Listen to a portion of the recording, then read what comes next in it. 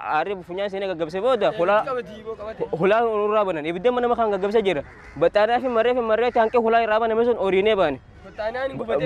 Batana ibidere rabuna ke bidun gumnati. Eka batana ibidek kabate boda. Iterbine ban. Wareta kon kama sene kana koni. Achite domene chu deredu nama.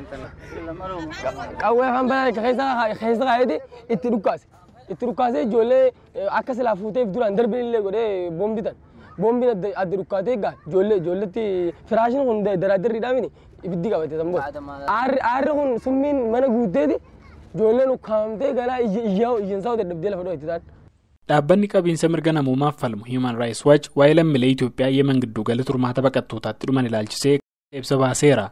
Dhaabbatichi ibsa isaan hidhattoonni Huutii Yemen yoo baqattoonni as buufata kana keessa turan mormaa turanitti waldhabbii tureen rasaasni isaan buufata kanatti darbatan ibidda kaasee lubbuun namaas gidduu kanatti badee jedhe. Human Rights Watch ibsa isaan baqattoonni balaan irra ga'e mirga isaaniitiif wanti isaan gaafatan rakkoo kanaaf isaan saaxiluu eere gareen humna Huutii Ansaarallaa jedhamu warra miidhaan irra dhaqqabe kanaafi gargaarsi hatattamaa akka taasifamuuf karra saaquu qabaa jedhe. Dhaabbatichi dabalee gartuun sarbiinsa mirga namaa irra ga'e qoratu ka jaarmayaa mootummootaa damee Yemen yakka Yemen keessatti raawwate ka qorannaa irra jirutti taate kana dabalee qorachuu akka qabus gaafatee jira. Dhaabbata Human Rights Watchitti qorattuu dhimma baqattootaa fi warra godaantotaa akka taate Naadiyaa Herdman balaan hidhattoota Huutiin lammiilee Itoophiyaa irra ga'e biyya lolaan amma camtu Yemen keessatti ammas lubbuun baqattootaa rakkoo akkamii keessa akka jiru akka agarsiisu dubbatte. Naadiyaan hidhattoonni Huutii baqattoota aggatanii qarshii gaafatan dhiisuu qabu jettee gaggeessitoonni humnoota kanaas warra balaa kana baqattoota irratti geessise akka seeratti fidan gaafattee jirti. Human Rights Watch gabaasa kanaanii hidhattoonni Huutii Yemen bakka hedduu akka to'atan hime ammas biyyattii keessa bakka hedduu baqattootaa fi godaantota 6,000 oltu mana hidhaa jira jedhe. Dhaabbatichi warra balaa irraa hafe kanarraa ka'umsi rakkoo kanaa rakkoo qabiinsa mirga baqattootaa bakka turmaataa kanarraa ta'uu sana booda mormii tureen boombiinis darbatamuu ta'uu warra balaa irraa hafe irraa odeeffachuu ibsee jira. Yakka baqattoota kanatti raawwate kanaa fi deebii hidhattoota Huutii gaafate dubbiimaan dhaabbatichaa Mahammad Abdul Salaam balaa sanaaf dhaabbati godaantotaa IOM akka komatamu deebii kennanii jedhe. Mr. Mohammad ta'een kun eessattuu karaawwachuu malu jedhanii waan kanaaf ka gaafatamuu qabu dhaabbata silaa godaantotaa fi baqattoota gargaaru IOM ta'uu qabaa jedhan yoo deebii kennan. Ibsa isaa keessatti Human Rights Watch hidhattoonni Huutii heebila 2020 keessas akkasuma baqattoota lammiin Itoophiyaa irra balaa geessisuu galmeessee akka jiru eeree jira.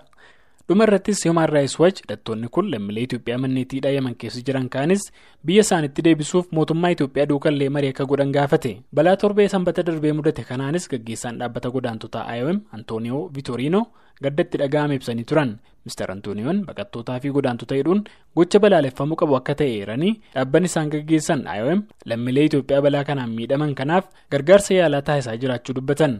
Dabalanis lammiilee balaa irraa hafanii fi mana hidhaa Yemen kaan keessa jiran akka biyyatti deebi'anii fi mootummaa Itoophiyaa waliin mari'ataa akka jiranis ifoomsanii jiru.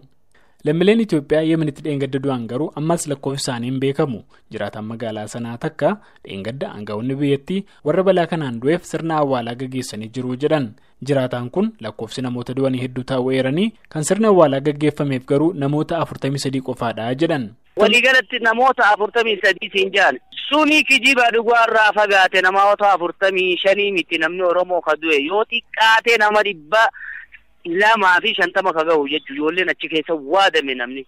Namoonni 43 kun warra emergency lubbuun keessa jirtu achirraa fuudhamee mana hakimaa adda addaa mana yaalaa adda addaa geeffame achitti du'ee tallaaja yookaan firijii keessaa baasanii awwaalanime jechuudha jarri kun. Warri du'an hundumti nu duratti hin awwaalamne namni 40 suni akka isaan himanitti awwaalame dhayne bakkasanii afaan qawweetiin nama eeganii marsanii seeganii banuu sittin dhiisanii hanga jiru awwaallee jirra.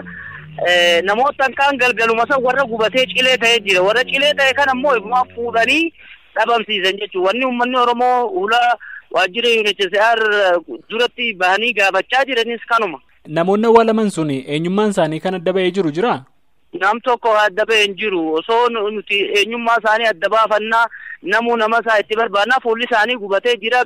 Already garagalee jira fuulli isaanii namni adda baasuu danda'u hin jiru jechuudha. Jiraataan kun dabalanii balaa kana duuba baqattoonni Yemen jiraatan sodaa keessa jirraa jedhan. Kaleessas waajjira ministeera haajaa alaa Itoophiyaa lammiilee Itoophiyaa Yemenitti rakkataa turan 148 gara biyyaatti deebisuu beeksisee jira. Dhaabbanni godaantotaa IOM baqattoota kana deebisuuf mootummaan Itoophiyaa balalii xiyyaaraa Yemenii gara Itoophiyaa akka jalqabu dhiyeenya gaafachuunsaa ni yaadatama.